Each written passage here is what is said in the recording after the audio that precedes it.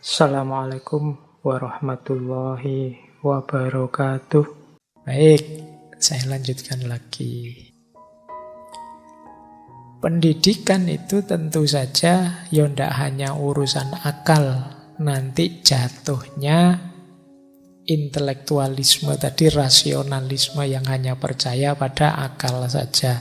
Tapi akal juga perangkat utamanya. Tidak hanya yang fisik-fisik, yang materi-materi, nanti jatuhnya pada kemurkaan benda atau materialisme tadi. Pendidikan itu ya utuh, ya cipta, ya rasa, ya karsa. Ya cipto, ya rasa, ya karsa. Kognitif, afektif, dan psikomotorik. Belajar itu ya daya pikirnya dikelola,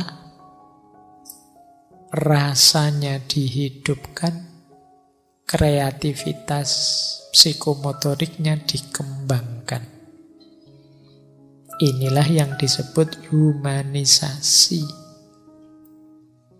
Humanisasi itu proses menjadikan manusia sebagai manusia. Manusia sebagai manusia itu ya hidup tiga-tiganya. Cipta, rasa, dan karsanya. Orang kok hanya kognitif saja, tidak punya rasa, tidak punya karsa, dia hidupnya akan tadi mekanistik, rutinitas. Orang kok hanya hidup rasanya saja, akalnya tidak jalan.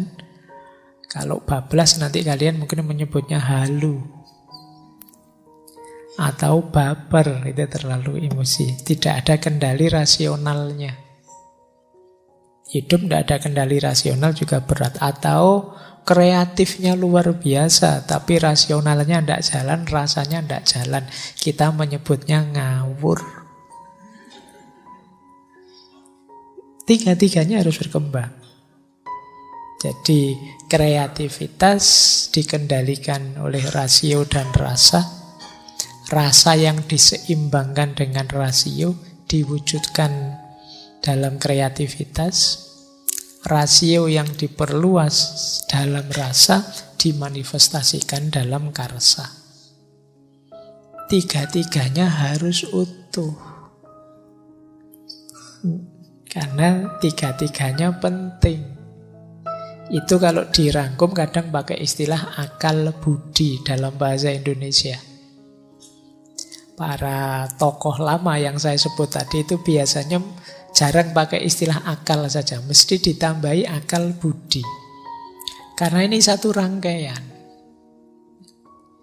Epistem yang menggandeng antara daya rasional dan afektif, daya rasa yang tumbuh dari nurani, naluri.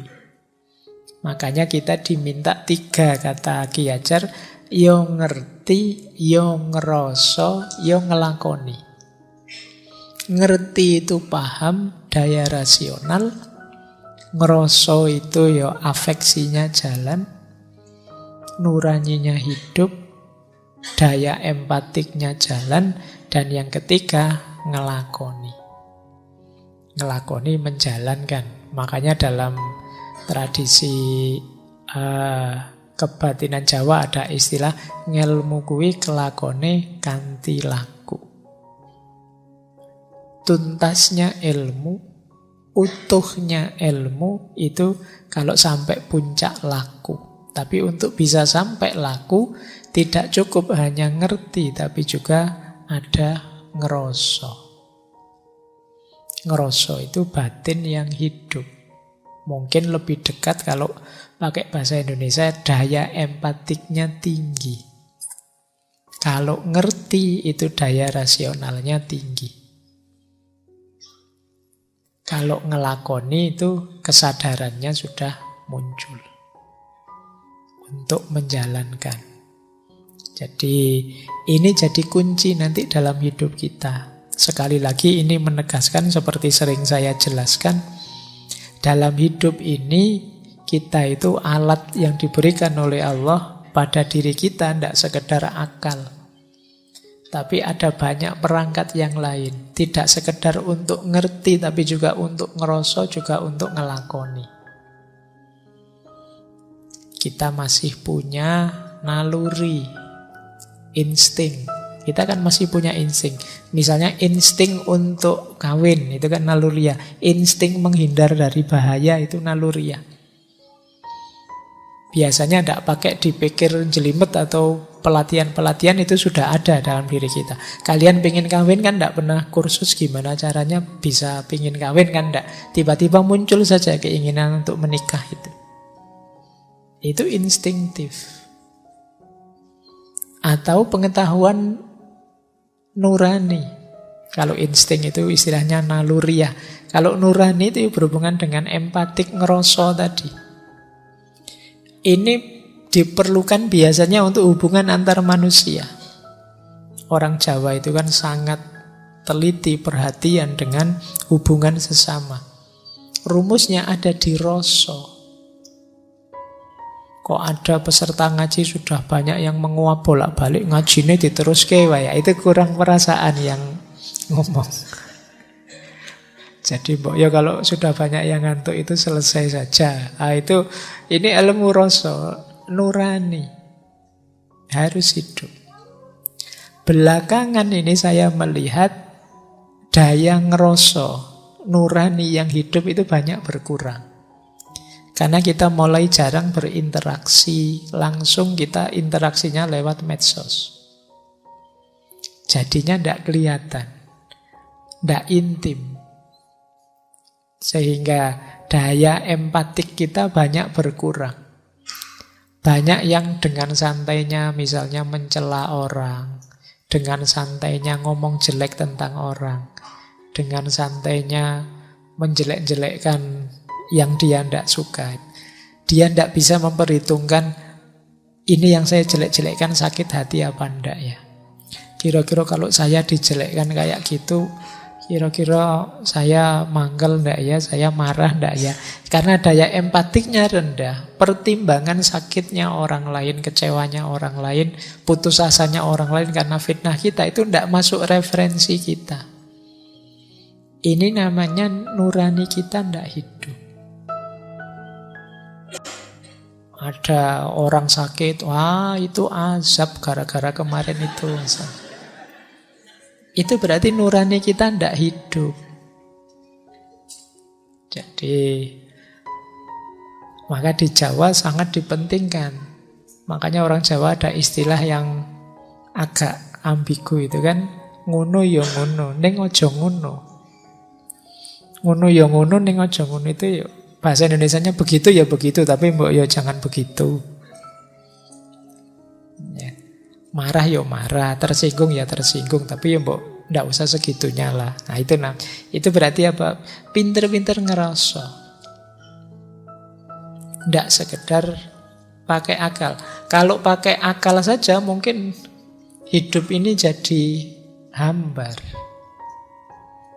Ada orang minta misalnya, oh kamu bukan tanggung jawabku, ya minta saja sama orang tuamu. Kalau tidak punya orang tua, ya tanggungannya pemerintah.